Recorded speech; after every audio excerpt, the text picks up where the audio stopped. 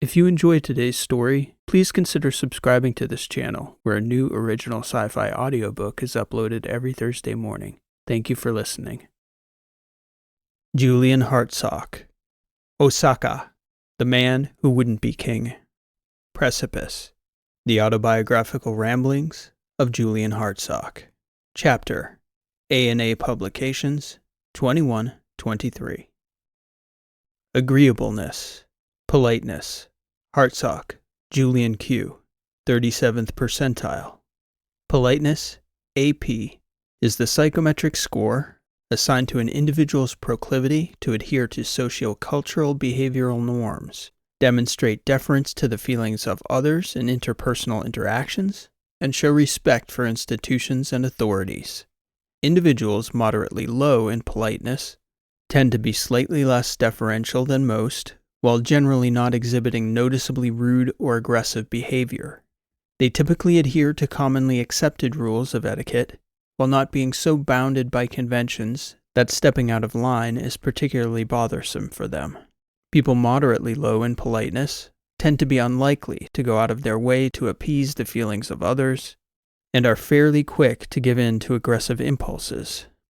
A score in the 37th percentile, coupled with the distribution profile of psychometric measures herein, notably extremely low enthusiasm, EE 2nd percentile, low compassion, AC 20th percentile, and moderately high assertiveness, EA 84th percentile, represents the possibility of a personality that manifests the appearance of cold, aggressive behavior with minimal concern for the feelings of others. While mediating factors are present, the tendency toward dark triad traits may manifest in the subject's personality as well. I thought I was more polite than MM³ did. Dad was pretty rigid about observing manners, please and thank you, even yes sir, no sir to a large extent.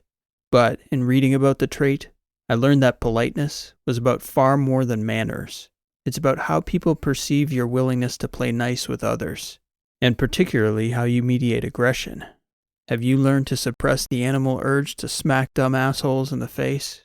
Or something like that. Gladstone et al. Weren't impressed by my impeccable manners either, scoring me at 35. Their feedback read as follows: moderately low politeness. For several years before I made my first trip to Osaka, we had a total cutthroat bastard of a lawyer who negotiated contracts for us with subsidiaries, large contractors, and partners.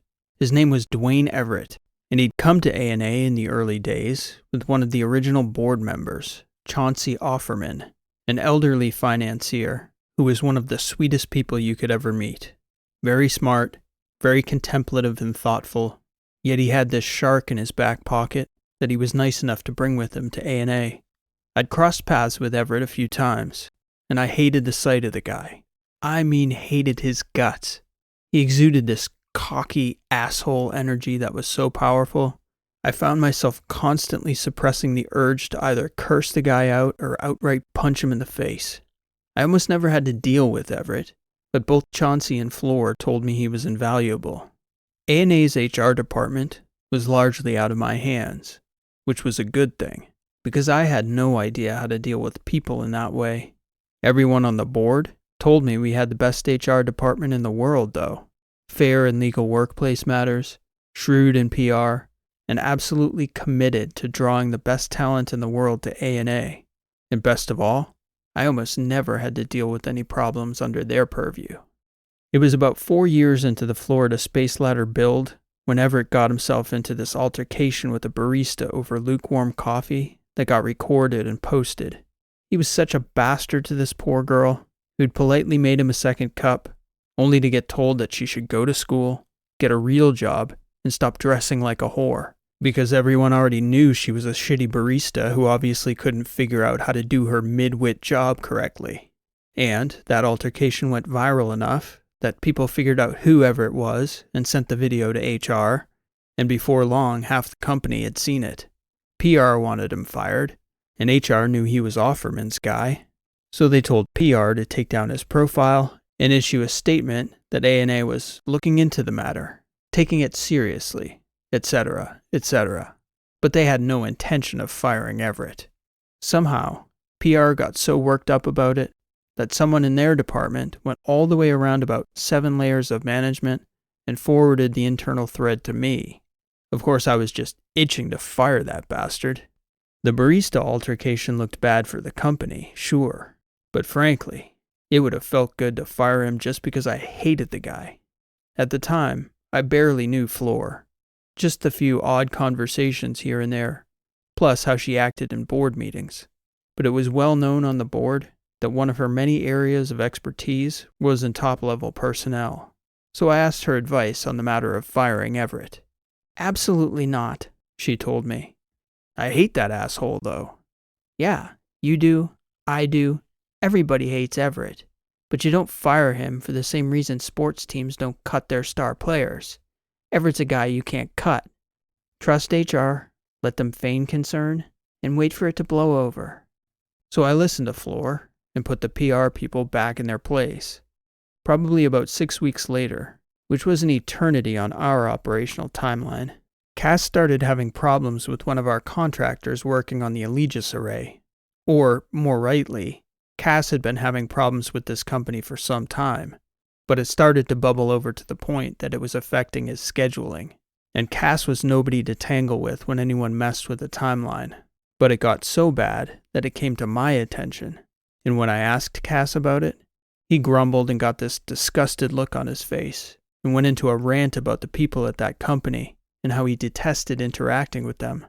Flor happened to be on that call. She listened, asked a few questions about the problems, and then promised to look into the situation. The following afternoon, the 3 people Cass had complained about, their CEO, OO, and FO, all appeared down on the 16th floor, which was where most of our legal offices were. Flor called me and told me to pull up the stream. "Why would I want to watch that?" I asked her. "No," she said. "You've got to watch, Julian." "What exactly am I watching for here, Florence?" "You're about to witness what happens when their assholes meet our asshole." Damn, Florence. Great line, I thought. It was so good, I decided to flip on the stream. I fully expected to watch for a few minutes before switching the stream back off in disgust, both out of a very specific animus toward Everett and a very general underlying lament over the state of humanity. I didn't, though. The damn stream was riveting. It was like art, one of the purest expressions of it I can remember seeing. It seemed impossible that someone could be so awful to 3 other people, and at the same time, even though I knew Everett's interests were nakedly self-serving, somehow, he'd found a way to put his unique talent for being nasty and vicious in service of a radically amazing goal.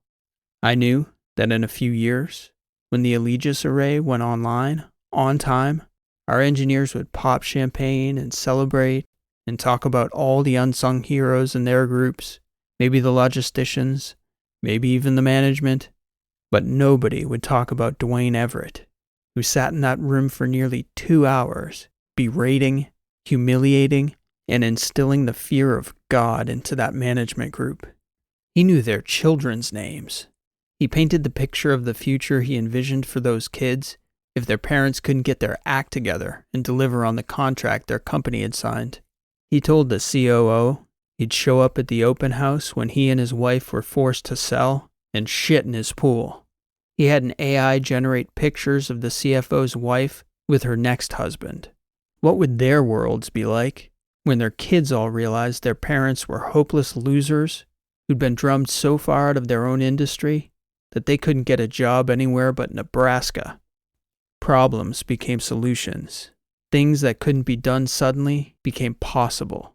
Deadlines that were absurd when they walked in the building suddenly became reasonable. The complaining and excuse-making stopped. When those 3 executives had left, after Everett was finished with them, I'm sure he had no idea anyone was still on the stream, but he sighed and said under his breath, "God damn, I love my job." And he meant it. To his bones he meant it. He detested weakness as fiercely as Michelangelo loved beauty.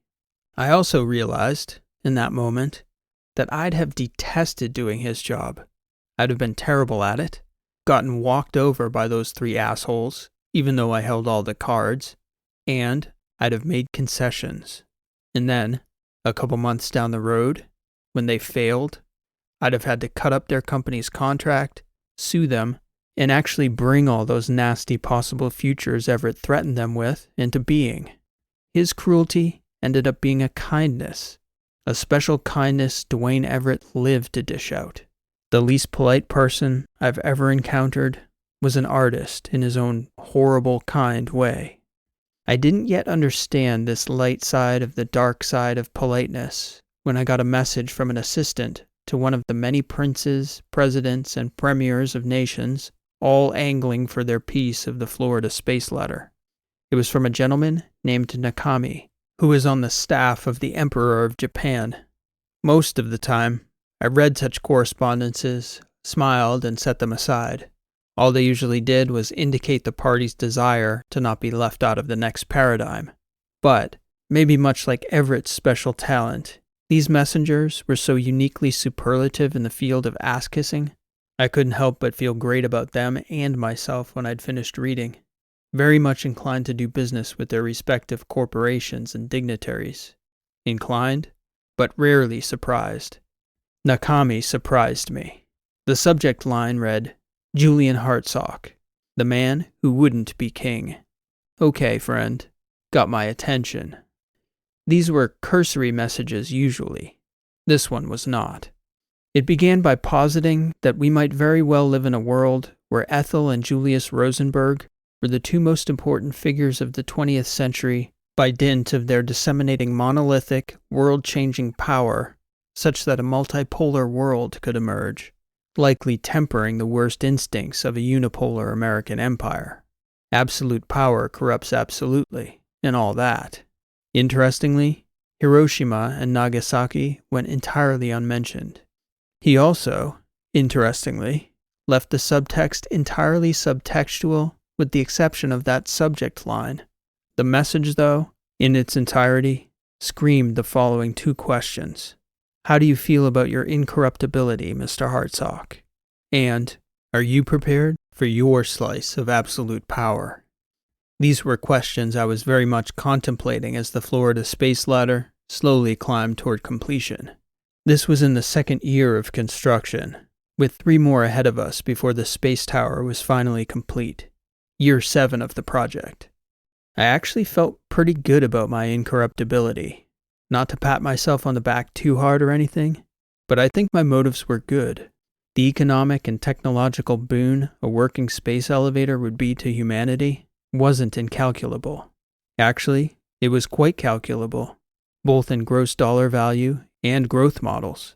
And ANA had an amazing team in place to ensure access to the people, companies, and nations who could do the most good with said access, including ourselves.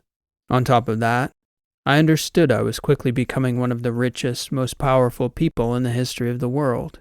So what the hell was anyone going to bribe me with?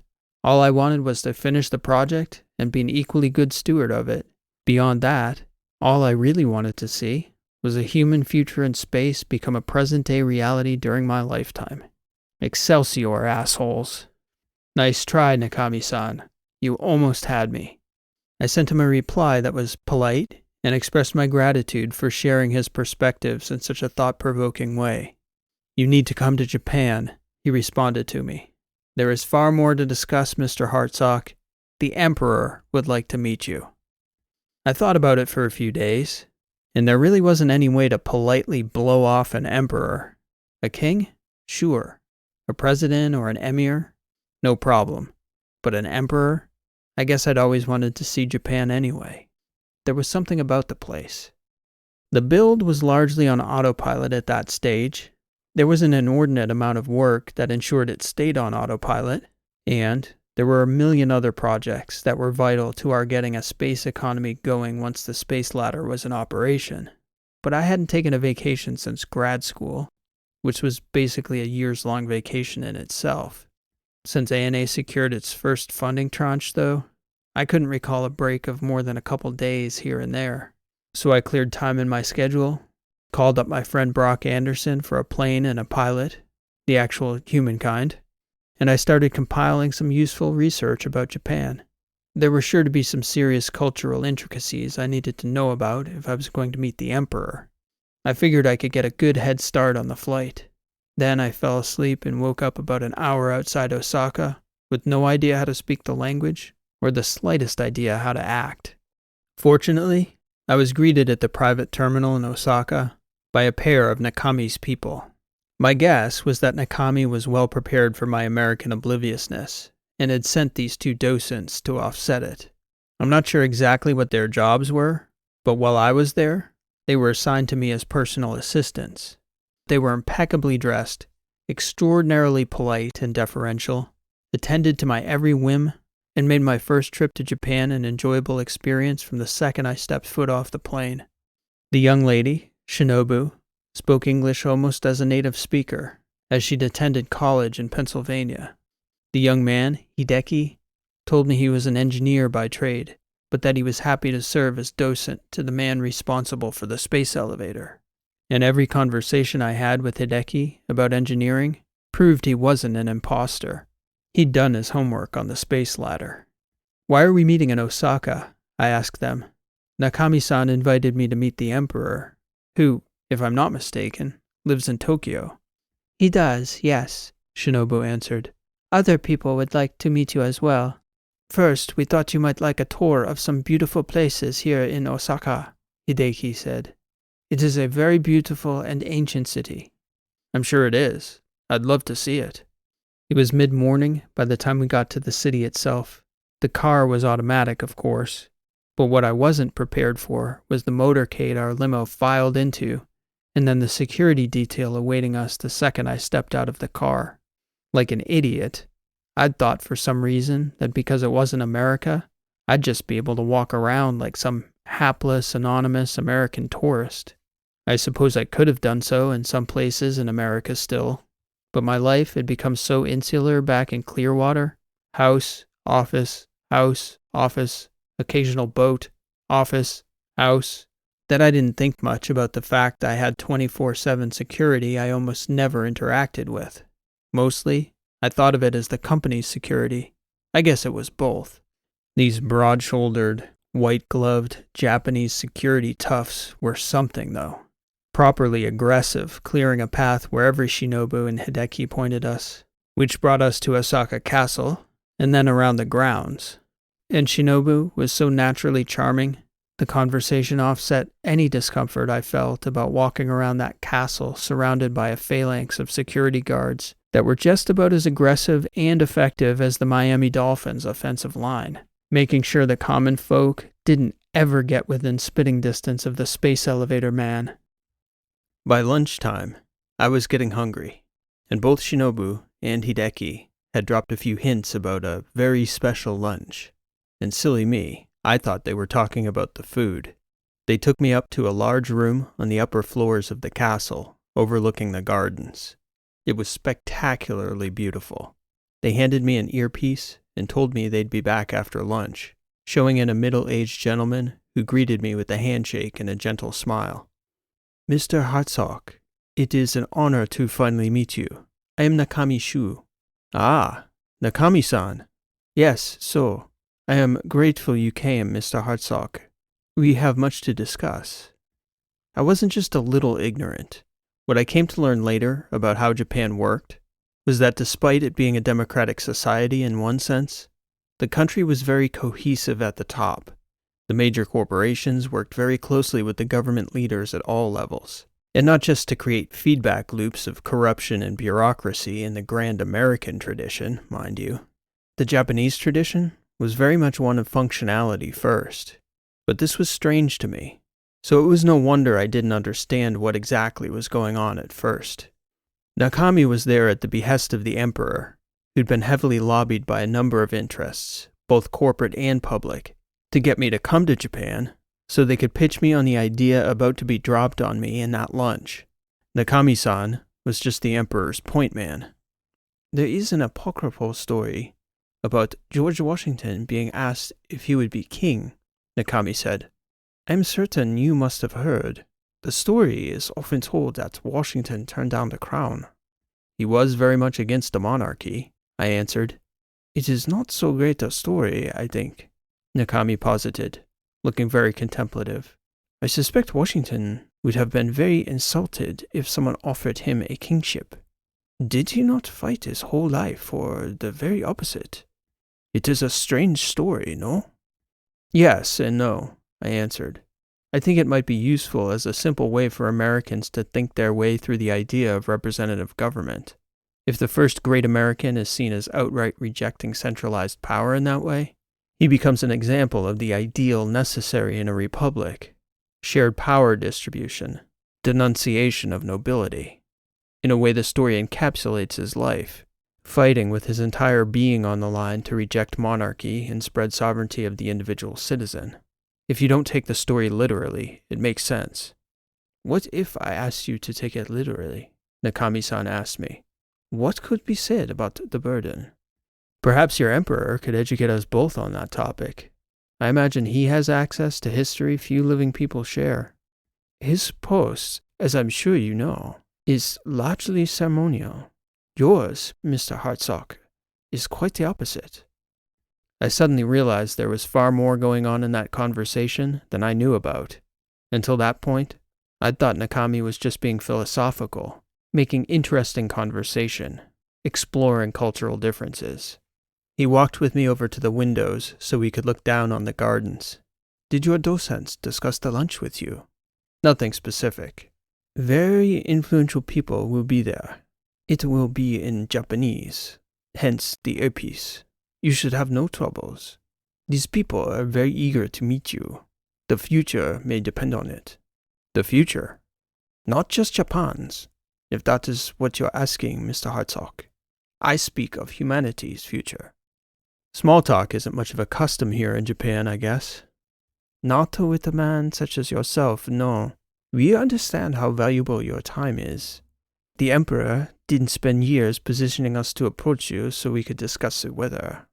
I don't suppose he did, no. A gentleman, who was clearly a servant of some kind, maybe a palace employee, entered the great room at the far side and clamped his feet down on the floor like a soldier, standing at attention. He said something in Japanese I obviously couldn't understand. They are ready for us, Nakami-san said, gesturing back toward that gentleman. Dozo, you know the courtesy. People will stand and bow to you, and you bow back. That much I can handle. Is the Emperor here now? Oh, no, Mr. Hartsock. These are the ministers and business leaders. Your docents will brief you in detail on the formalities before you travel to the Imperial Palace. When we got to the doorway at the other side of the room, the gentleman at attention gestured for us to remove our shoes before entering an area of the castle I presumed was closed to the public. That's a relief, Nakami-san, I said. Meeting the Emperor, I wouldn't want to enter that meeting feeling unprepared. I wouldn't want to give offense. The Emperor is a very good man, Mr. Hartsock. Very wise, Nakami said, leading the way to a smaller back hallway where he gestured for me to enter first. Dozo, and please to wear the earpiece would be best. Our ministers will speak in Japanese, to be certain no one is misunderstood.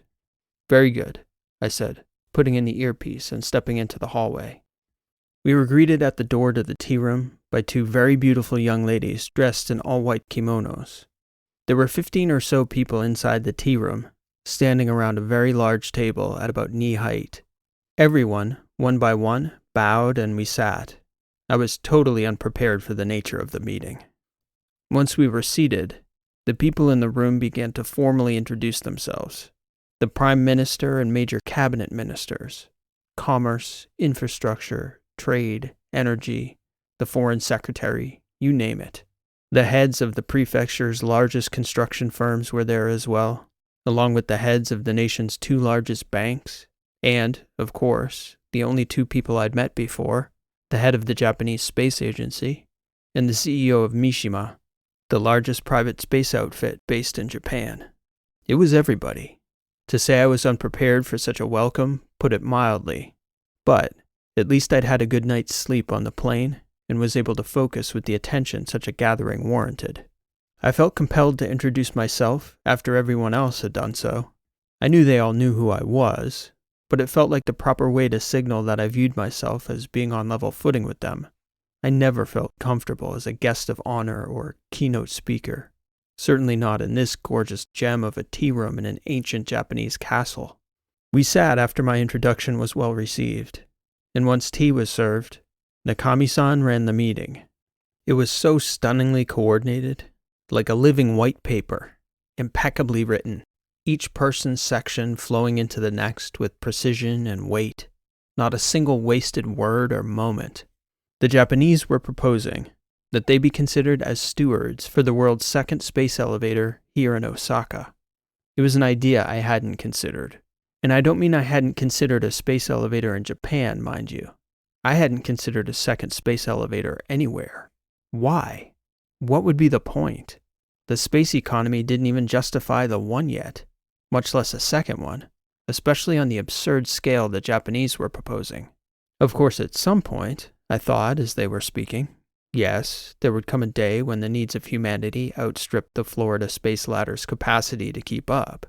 But that day wouldn't occur for decades, a century maybe. There were points in the presentation where I had to suppress the urge to laugh or scoff or appear to be visibly puzzled. Still, the case they made was economically sound.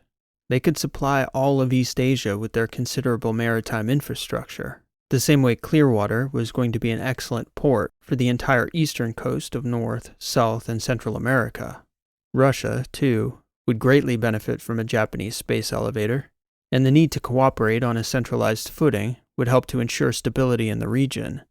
Dating back to the Second World War, no nation had been such a stabilizing force for so long in the region. They were a nation of import, export, and maritime prowess.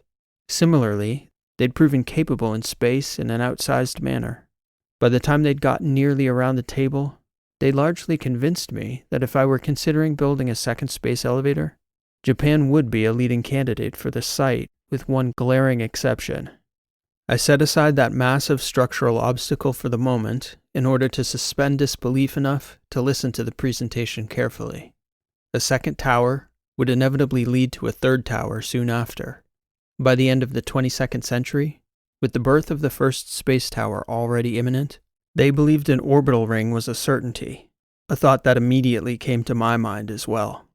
Additionally, a tower of this magnitude opened up the possibility of smaller tethered rings suspended from the main tower, which would open up regional access to nearby nations. I couldn't help but do the math in my head. Clearwater to Osaka, and then varying the height and diameter of the tethered rings, some very interesting trade routes and partnerships could be developed here in Asia. My mind followed the track of an orbital ring around the globe. More tower sites came to mind. The Japanese were already looking at sites and possible partners to help finance Osaka. Multiple orbital rings might even be feasible after that. It was quite a vision. One, I must confess, I'd rarely thought about as a genuine possibility, simply because of the difficulty it had been securing funding for the Clearwater project. Things were different now, though, the bankers insisted in their presentation.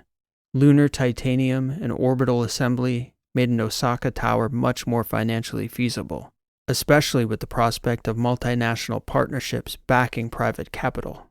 Once the concept was already operating and returning immediately on investment in Florida, securing funding at that scale would be a far smaller obstacle, especially with prospects for a global network of space towers and rings on the horizon, an era of megastructures backed by automated lunar mining outfits. And as they were talking it through, given where we were, it didn't seem sci-fi. It was all feasible, with the exception of that one glaring problem. When they'd all finished, they looked at me. I hadn't prepared any remarks, because I had no idea they had something so wild and earth-changing to present. Without exception, every other nation or corporate group's proposition to me was always about access to our not yet complete Florida space ladder. These legends didn't so much as ask for an invite to the opening gala. They wanted me to help them build a space tower 10 times bigger. What do you say to that? I opted for something very Japanese, as it turned out. I told them all how honored I was to be invited to such a special place with such obvious history, and congratulated them on a unique and remarkable presentation. I complimented the expertise and innovative thinking of the presenters, and I begged their pardon for not being able to make any immediate remarks, in light of the scale of the proposition and my reluctance to respond without due consideration. Then, when I'd done my best impression of what an honored guest should say, I told them I had one major question for them that was absent from their presentation. The room seemed to smile as one. "Please, Mr. Hartsock," Nakami said in English. "I'm wondering whether your engineers have explored the very real geological problem of regularly occurring earthquakes in the 8 or 9 range on the Richter scale. Such events are common all across Japan." Nakami was still grinning. "I will answer in English," he announced to the room, who all seemed to nod as one. "Mr. Hartsock, you may not know the Emperor well yet, but it seems he knows you.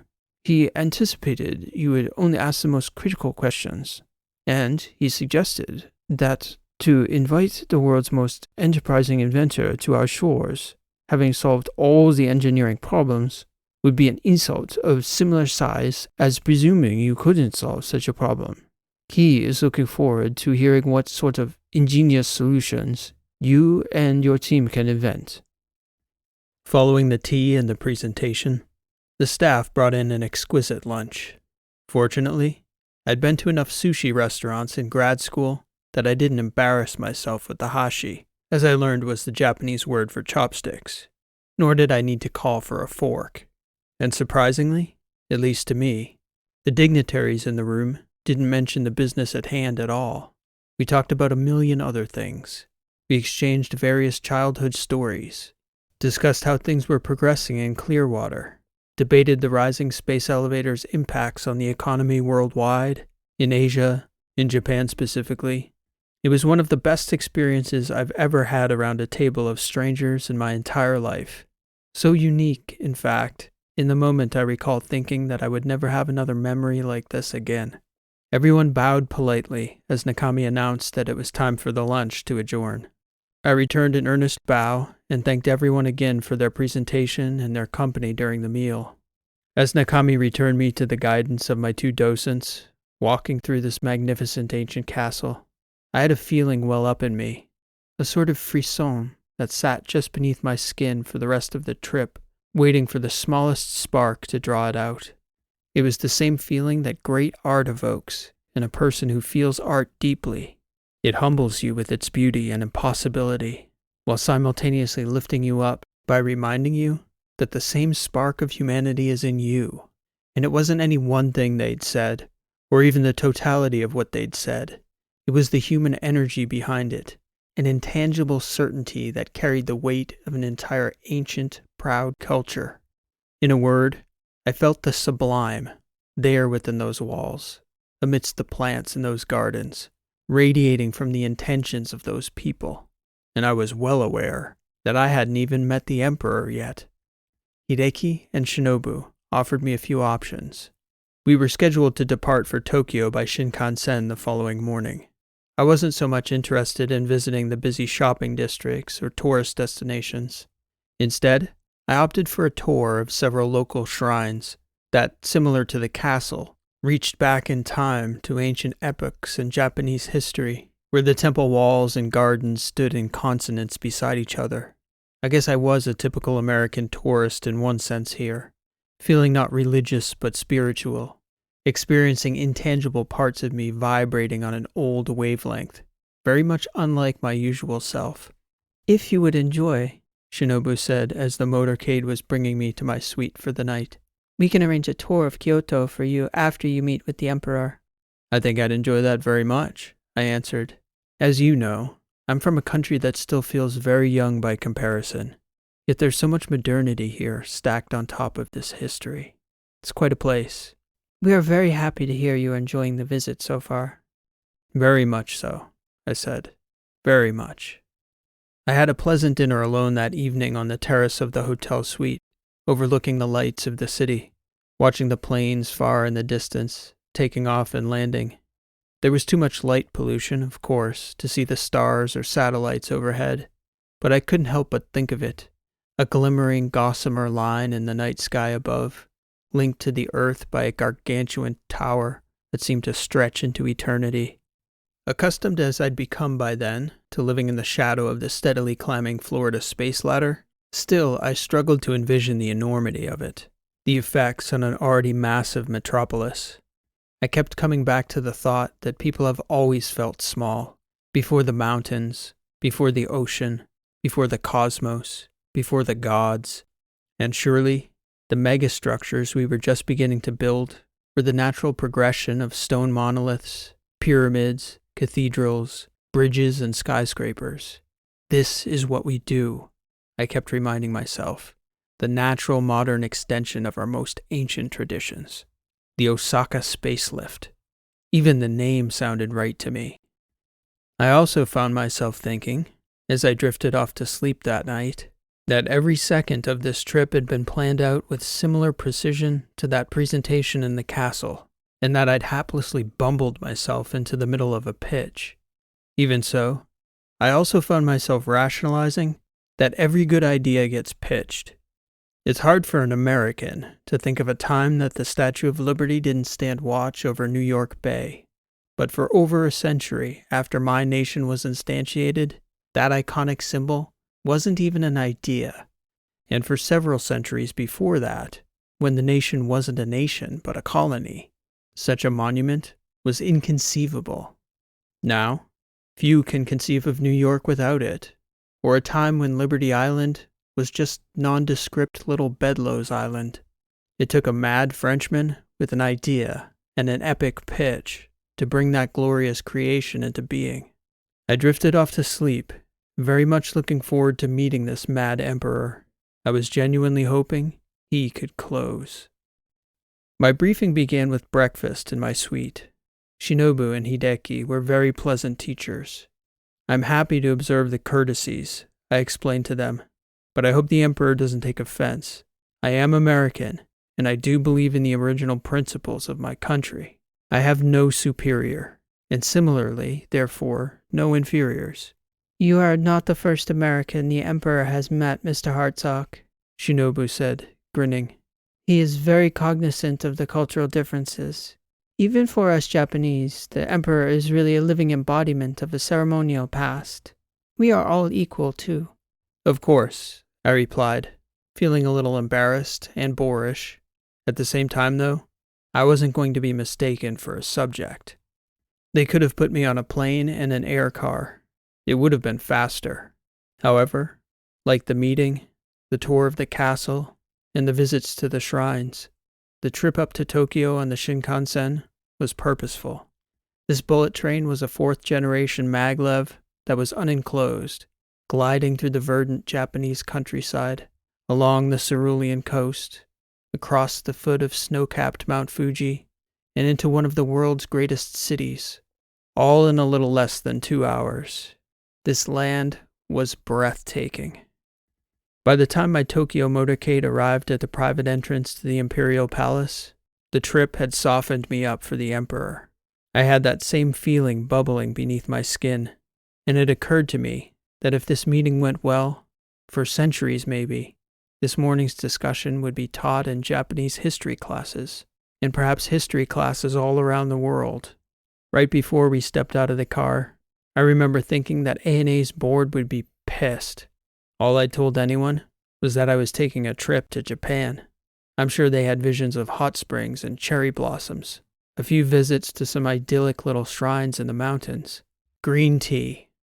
Nope, just the boss and the emperor, talking space towers. Serves them right for letting me go on vacation, I thought. Hideki and Shinobu informed me that the emperor's English was excellent, but that he preferred to speak in Japanese. Similar to the business leaders, the emperor considered the subject to be of such importance that he trusted the AI's translation of his native tongue more than his ability in English. We came to the edge of a courtyard beside the palace residence, and they left me there alone, inviting me to walk forward through the gate where the emperor would meet me. He was a man in his late 50s, wearing a very nicely tailored suit, and on that front, we began on level footing. We bowed at about 5 feet and then shook hands. He greeted me with a wide smile. I noticed that he wasn't wearing an earpiece, so I assumed he would need no translation to catch my meaning. Welcome, "And thank you for coming," he said to me in English, and then immediately transitioned to his native tongue. "In many ways, I consider you an opposite to me, Mr. Hartsock, but I am hopeful that we can strike a balance. I very much admire what you are doing, but I would be lying if I told you I didn't have concerns about the path you have set yourself on." "I am eager to hear those concerns," I replied genuinely. "We can only see what we can see, and even then, sometimes we fail to see what was right in front of us. Your perspective would be most welcome. Nakami-san has been speaking with you some on the matter of my main concern. My staff and I did quite a lot of research on the legal intricacies of your patent holdings and the structure of your corporations. From a personal standpoint, you have guarded your interests very well. It is a significant achievement that you were able to secure the funding your companies did while maintaining the level of control you have." "I had excellent lawyers and even better advisors," I told him. "Of that, I have no doubt." "I did notice they weren't invited," I said, smiling to signal I was at least half joking. He smiled back. "I hope that wasn't a problem for you. I would not wish for you to feel pressured or deceived in any way. But, as I said, I have followed your career and read a lot about your life. You strike me as a man who makes his own decisions in his own time. I wouldn't lease any of the relevant licenses to you without proper vetting, if that's what you mean. No, of course not. All that is secondary to the real decisions, those details. The big picture, though, you see that before anyone else does. Certainly before your lawyers." "I didn't see this coming, I must say, Your Majesty." He smiled. "This pleases you, I can see?" I asked him. We were walking in a private area of the palace, completely alone. He gestured to a courtyard in front of us, where 3 very old, magnificent-looking traditional buildings greeted us.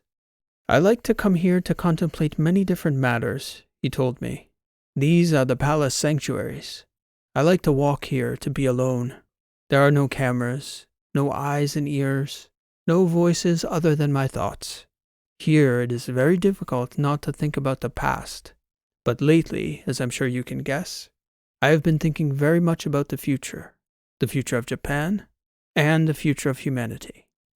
The space elevator concerns you. I am certain you are clever enough to intuit how my people's proposition is very much a response to my concerns." "It sounded personal too, though," I said, or at least the way Nakami probed sounded personal in many ways. The Emperor replied, furrowing his brow. "It is less concern about you than concern for you, Mr. Hartsock. I hope you understand, as someone who has been raised to perform the function of a monarch, including studying my predecessors in intricate detail. I must tell you I am extremely impressed by your temperament. Many business leaders, especially self-made success stories, seldom do they possess the temperament to be a proper steward of the very business they built, much less a major portion of the civilization. I have few such concerns about you, Mr. Hartsock. But for me, I understand. I'd love for you to elaborate on that. I must confess, I don't give a lot of thought to these matters, beyond the day-to-day decisions. The rest of my time is in the details of running the corporation, or solving engineering or design problems that arise." "Just so. The men before me, who were conferred the power of a nation in these buildings, held the reins of an entire country in their hands." The Emperor gestured to the 3 sacred shrines where the nation's ancient treasures resided. "But not one of these monarchs held a fraction of the power you command guiding a corporation like ANA.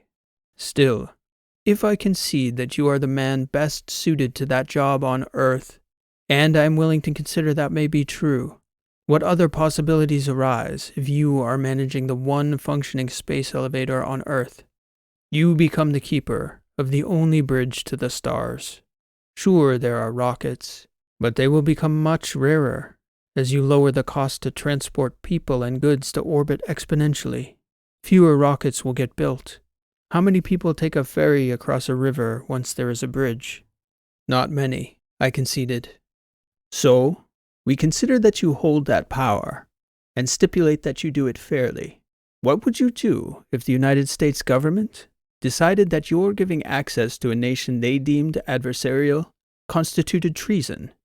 Or worse, What would happen if a newly elected and emboldened administration sent the military down to Clearwater to take public possession of the tower?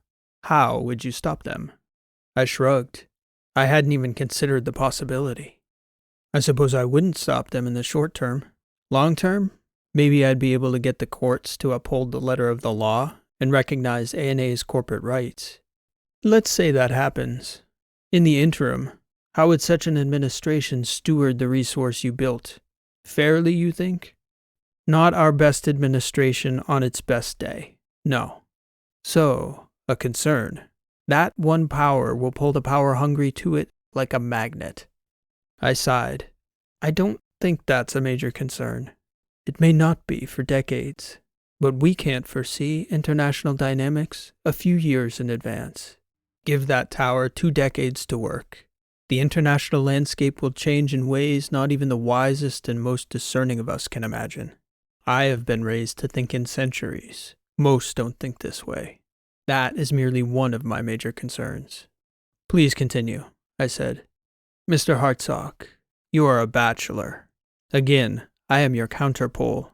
Monarchs obsess about the line of succession because it was once the same line as the transfer of power. Do you have any idea how many people would like to kill you? It's not 0. He laughed. No. It certainly isn't.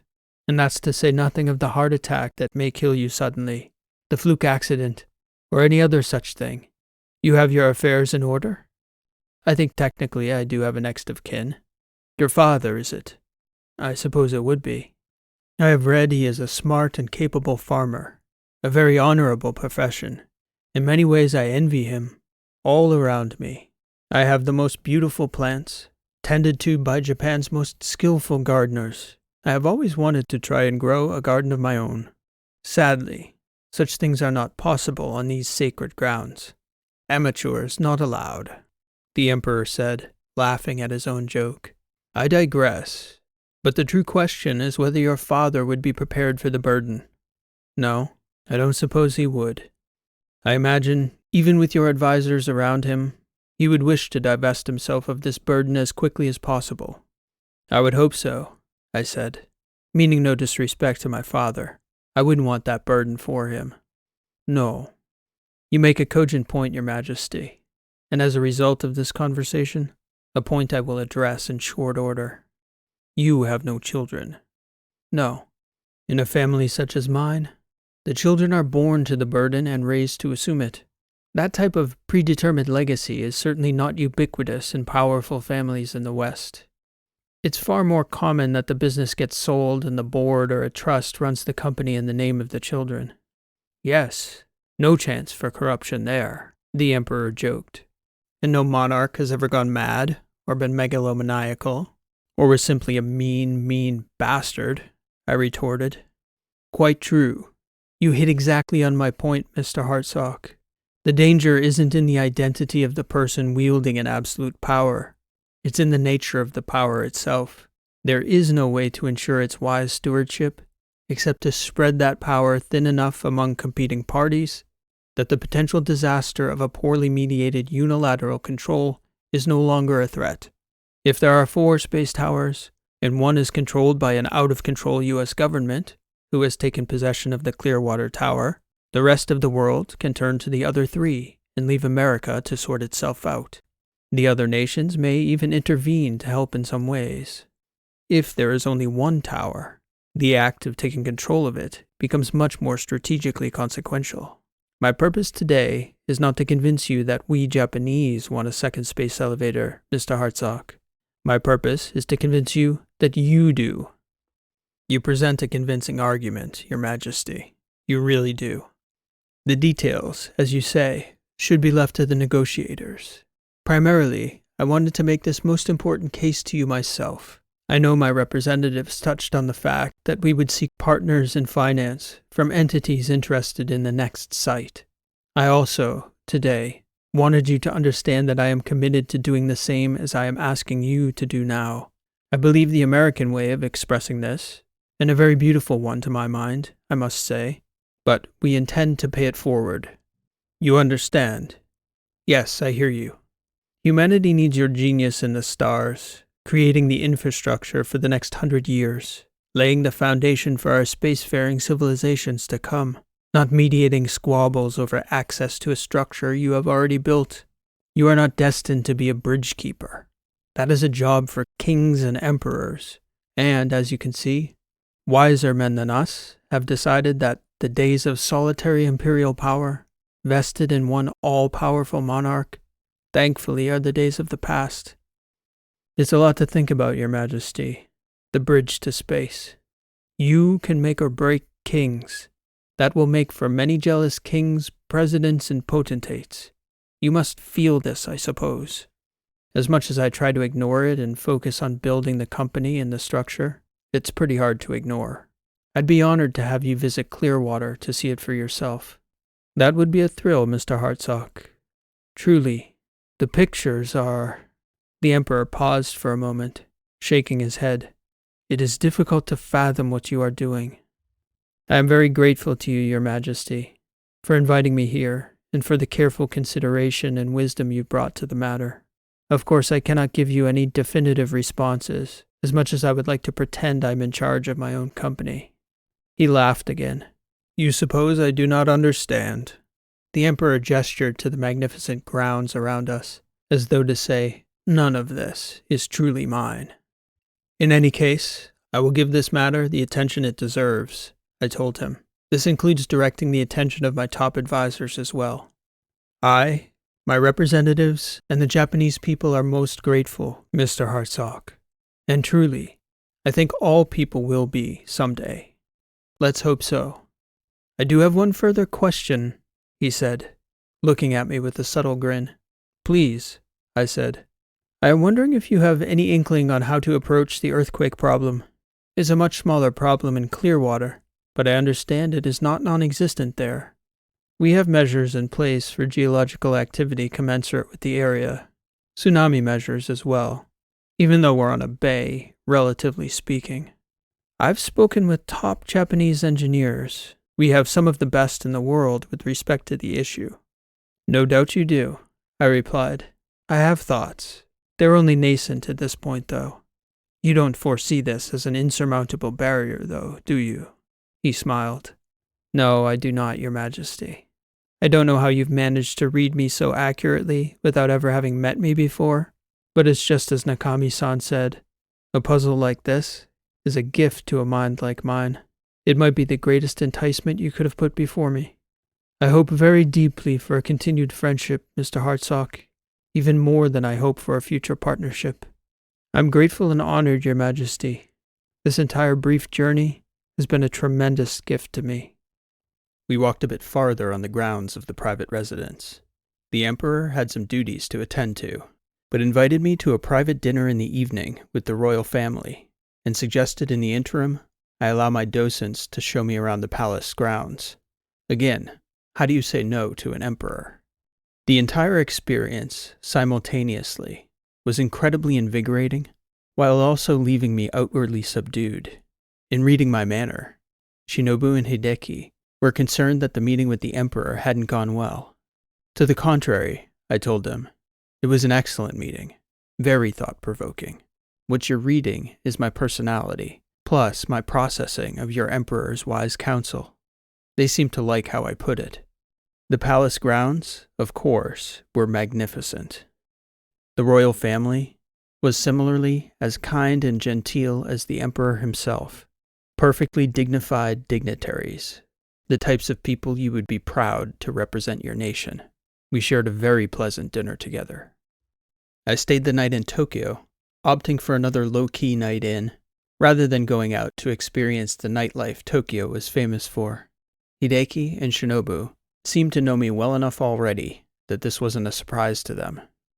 The following morning, we returned south to Kyoto. Again, the same feeling of sublime, ancient energy seemed ready to overwhelm me throughout the day.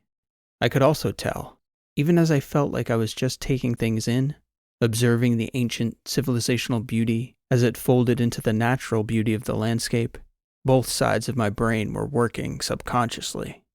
My left brain was hacking away at the earthquake problem, assessing, testing, calculating, postulating. even as I was slowly progressing through these ancient, sacred monuments unfolding before me. My right brain, meanwhile, was furiously philosophizing over the merits of the Emperor's arguments. Power on that scale, even in the hands of the noblest of people. Was I the noblest of people? I certainly hoped not. Then again, with the very real prospect of near unlimited power and wealth right in front of me, the Emperor was able to see from halfway around the world exactly how easy it would be to entice me to give up something other people wouldn't give up for anything. And what had the Emperor offered me? But the freedom to solve more problems in space. Consciously, I was thinking about what I'd tell the board, how I could sell it. Our chokehold on access represented a massive financial and competitive advantage for the company. Technically, I retained the patent rights on the magnetics to lease as I pleased. I also had a fiduciary responsibility to ANA's shareholders. I just had to find a way to make Osaka more lucrative than the chokehold in Clearwater. That would be the easiest hurdle. I want to see Osaka from the air, I told my docents at the end of our 2 days in Kyoto. I need to see it, to visualize. Certainly, Shinobu said with a now familiar smile. We will have Nakami-san hire an air car for tomorrow. We can go wherever you like. I spent the evening looking at relief maps, satellite imagery, and geological surveys of the region. I didn't sleep much. The air car Nakami hired for us was more like a yacht. It came with windows in the floor, attendants, food and drinks, and was somehow the quietest aerial vehicle I'd ever been inside, with the exception of one hot air balloon ride. No balcony? I joked with Hideki. He scrunched up his face and nodded, as though he thought it was something to consider for the next model. I gave Shinobu my list of sites to examine from the air. Nakami-san had also gotten back to me with their survey sites. The Emperor's team had 4 prospective locations, but were keen to hear from ANA's geologists before investing more resources in site selection. We could arrange to pick up members of the Emperor's survey team, Hideki offered. I am no expert, a poor companion. Perhaps not an expert, my friend, I told him, but never a poor companion.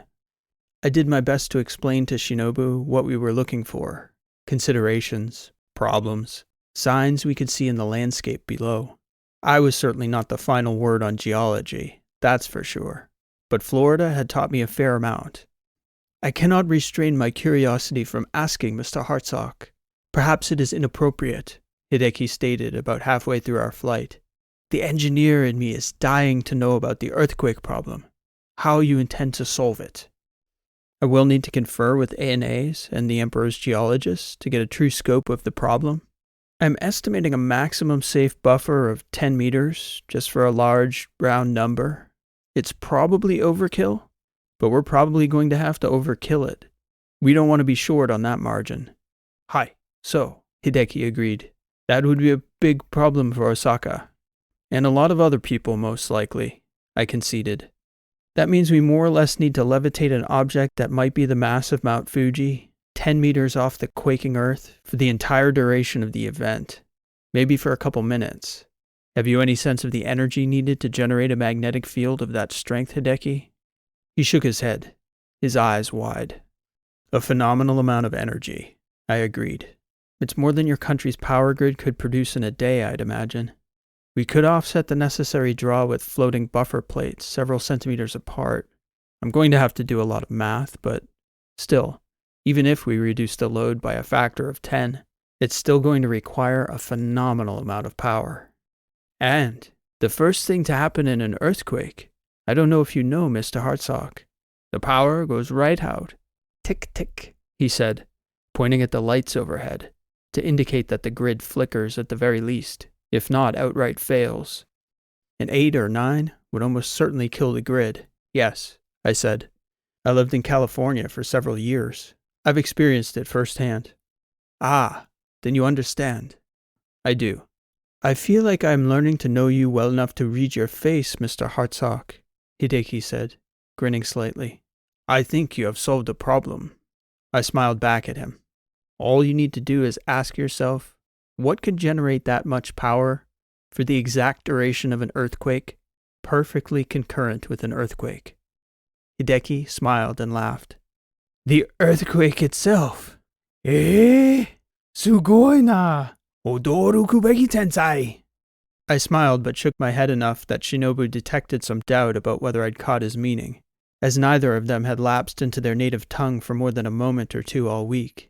He is very impressed, she explained. Hideki thinks you are a super genius, Mr. Hartsock. He says, wow. There would be thousands of engineering problems to solve, tests to run, solutions to troubleshoot, billions of yen to secure to get a working prototype built. Tremendous machines that fire by the movement of the very earth. What an incredible challenge. But I had no doubt it could be done. The solution was a foregone conclusion. My fascination with psychometrics has taught me much about the temperamental differences between individual people. The memory of these two extremely likable guides, two of the politest, most agreeable people I'd ever met, inevitably brought Dwayne Everett back to mind. The contrast of the extremes in personality on that one dimension. Yet somehow, both had found an eminently useful place in the world where they could maximize the usefulness of their natural social tendencies. The meanest bastard I'd ever met, keeping deals on track. The nicest companions, helping to get the next deal done. Thinking back on that trip makes me marvel once again at the human condition. At the individual level, I sometimes wonder, how are we the same species? Yet, for as strikingly different as we are all remarkably the same. I give as evidence for this a not altogether unique experience, I'm sure, though an uncommon one. At the time in my life I first visited Japan, I was in a period of transition. By then, I had become known. I was becoming a celebrity. As the Florida space ladder climbed, my renown grew. When it finally crested over the earth, my face became instantly recognizable worldwide, in every nation and every town. But, for most of my life, for as unique as I knew myself to be, other people had no idea who I was when they met me. As that changed, I came to see a side of people that only celebrities ever really see, as people meet you, usually for the first and only time in their lives. And I can report, from experience, that people are remarkably the same and largely unoriginal. They say the same things, ask the same questions, and make the same jokes over and over and over. And in those moments, when I'm responding to a comment I've heard for the 1,000th time from a person who thinks they're being very clever and original, I find myself thinking, yet again, about Dwayne Everett, reminding myself that the experience, though it may be tiresome for me, is one each of those people will remember for the rest of their lives. The time they met Julian Hartsock. And that story can go one of two ways. Either they made him laugh, and Mr. Hartsock was a really nice guy, or he cut them down and was an arrogant asshole. So I think of Dwayne Everett and do my best to smile genuinely and behave as though it's as exciting for me to meet them as they are excited to meet me, even though my temperament makes this task much more of an effort than it would be for my two highly agreeable Japanese escorts. Even writing this now, honest as my account is, I'm bothered by the inevitable impression it will leave that I somehow look down upon these people with scorn or derision because they are not each supremely clever or original. I must state categorically, this is not the case. In fact, I account it a very good and necessary reality of the human condition. One thing that was self-evident in my visit to Japan, despite the difference in language, in culture, in environment and perspective, the people are the same. They have the same needs: food, shelter, community, purpose. They have the same fears: death, pain, hardship, humiliation. They have the same joys: pleasure, friendship, laughter, love. They are enriched by the same forces: beauty, music, nature, art. It is merely a byproduct of my celebrity that I am exposed so repetitively to the sameness of humanity. In our own small communities, We individual people are all originals. It didn't matter the nation or language, though. I would get 2 questions over and over again once I became Mr. Space Elevator. And I don't say the following with any arrogance or disdain whatsoever, as I view intelligence as the largely inherent and immutable trait it is, like height or physical beauty. My intelligence is as much a fluke as the hypergigantism of an 8-foot-tall behemoth, if a bit more useful. But I can usually tell how intelligent the people I meet are by which of the 2 questions they ask me. The first is almost always some variation of, "Julian, what's it like to be the richest man in the history of the world?" I have a long and a short answer for both questions, depending on the nature of the encounter. The long answer to that first question is usually something like, "Well, friend, I can only be on one boat at a time, reside in one house, sleep in one bed, and I happen to care much more about solving problems than acquiring more stuff. Tremendous wealth makes many common problems disappear, which is great. It also presents other problems most people never have to deal with. On balance, though, it's much better to be super wealthy than extremely poor." The short answer to that question is, being super rich is not everything it's cracked up to be. The second question usually gets asked by more discerning people with higher IQs, who are equally as unoriginal, yet operate on a higher intellectual tier. It is almost always some variation of, "Julian, what on earth could have possibly motivated you to surrender your company's largest competitive advantage the instant you'd completed the world's first space elevator?" This essay, in its entirety, is the long answer to that question. Every word of it, the full account. I've never publicly spoken on the question in depth before. Until now, I've only ever given some cheeky version of the short answer. Even I couldn't say no to an emperor.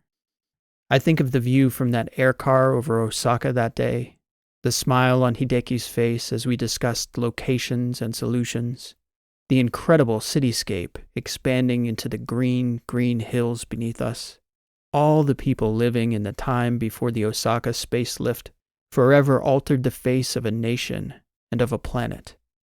A mad emperor and an equally mad inventor, partners in shaping the world. With an AP in the 37th percentile, I was blessed with enough of an inner asshole to be well inclined to speak up when my time was being wasted, and just enough politeness to know exactly when to bow. Osaka, the man who wouldn't be king.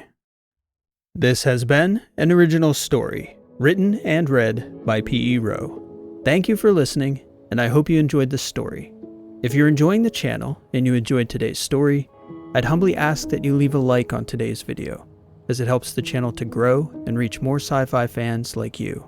I mentioned a few weeks back that I had promo codes available for free copies of my Audible audiobooks for anyone willing to write a review.